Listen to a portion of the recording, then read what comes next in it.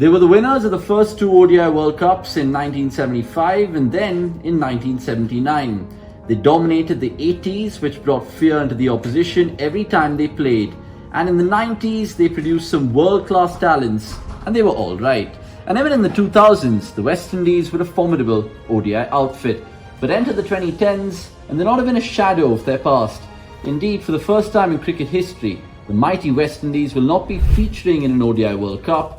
It is extremely unsettling. But yes, after 48 long years, the streak is over.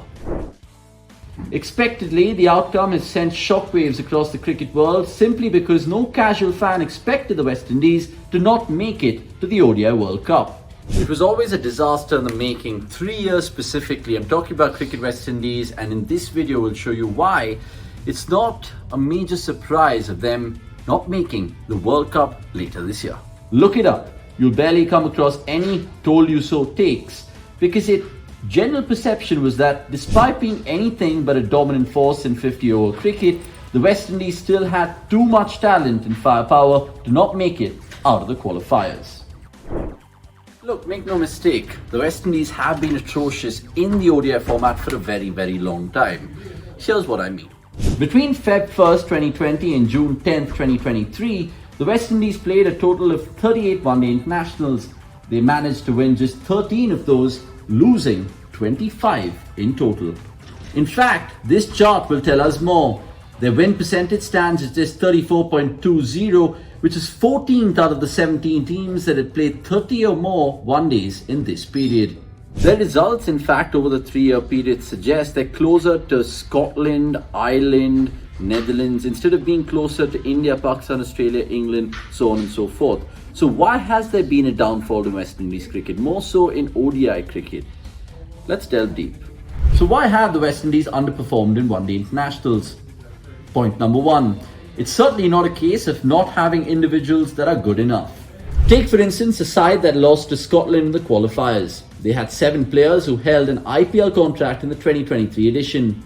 One individual who did not hold an IPL contract was skipper Shai Hope. But even his ODI average is 50 and he has 1500s to boast. Arguably no other team in the World Cup qualifiers, funnily enough, not even Sri Lanka, has an X factor as much as Shai Hope. So yet, West Indies are among the first sides to get knocked out. Point number 2, could stability be a factor? Well, in the last 3 years, West Indies have had 3 ODI captains. Kieran Pollard first, succeeded by Nicholas Pooran, and now Shai Hope. Mind you, they've also had 3 different head coaches. When there are so many endless changes, how can a team possibly share a vision from top to bottom and sustain consistency? Those in charge, the administrators per se, can take the easy way out by firing coaches and sacking players, but what will truly bring about a shift is getting the root of the issue and fixing the system. It's simple. Cricket in the Caribbean will only start to thrive again if there's a full system reset.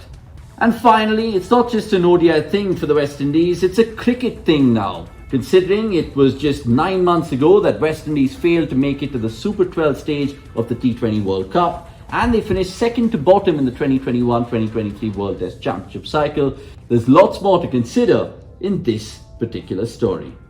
In fact, Carl Hooper, the famous West Indian captain, went on to say that if they don't qualify for the World Cup this time around, they would have hit a new low.